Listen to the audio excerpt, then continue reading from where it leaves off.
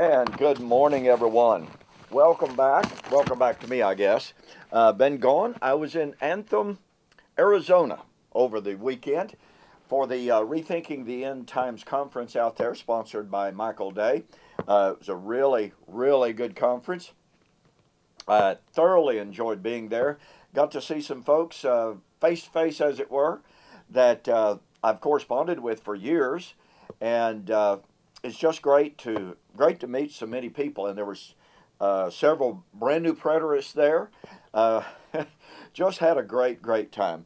I did get a little sick. Well, actually, it felt more than a little, but anyway, I'm still about a half bubble off center this morning, but it's sure a lot better than it was on Sunday.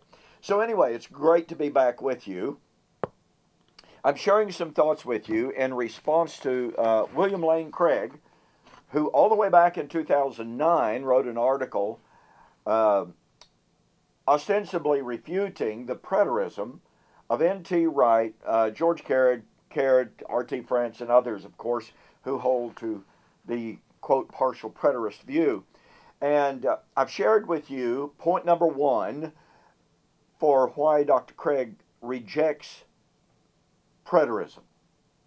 He says that Christ has to come again because the promise to come again must be seen within the context of perspective.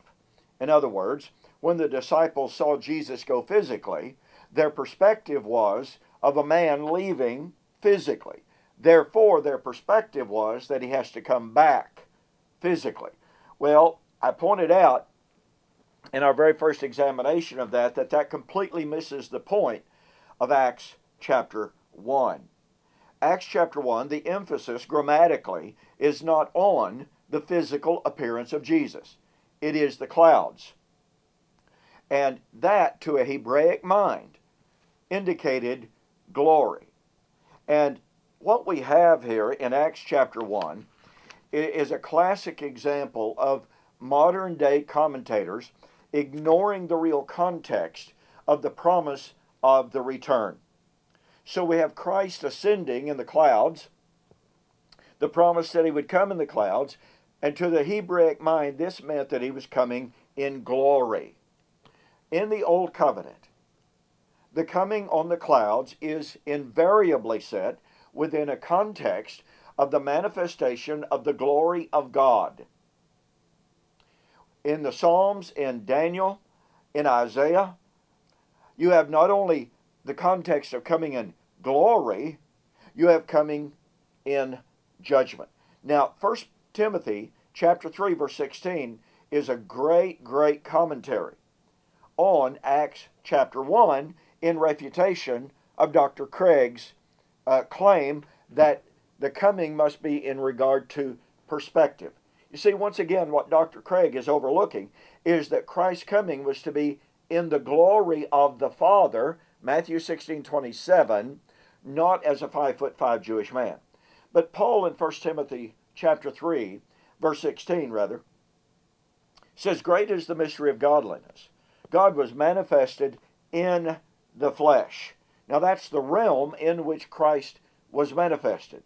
The very last phrase of that verse says he was received up in glory. Now here's Paul commenting directly on the ascension. And where does Paul put the focus? Does he put the focus on a 5'5" Jewish man's body? No, he puts the focus on in glory. This is where you and I should put our focus when we look at the nature of Christ's coming. Throughout the New Testament, Matthew 16:27, Matthew 25:31 and following, 2 Thessalonians chapter 1, on and on and on. What we find is references to Christ coming in glory. Never an emphasis on his physical body. So, Dr. Craig's objection that Christ must come from the perspective of the disciples in regard to a Jewish man's body is completely misplaced.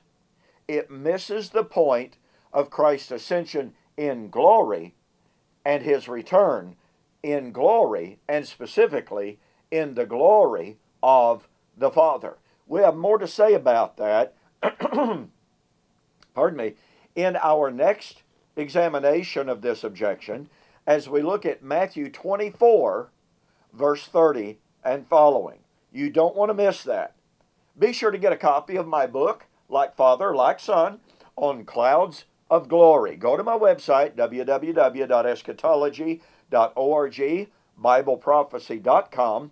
Order the book, Like Father, Like Son, on Clouds of Glory. Send me an email or make a note that you're ordering, taking advantage of the offer on YouTube or Facebook, and I'll refund your shipping. Thanks so much for joining me for this morning's Morning Musings. We'll see you on the flip side. You have a great day.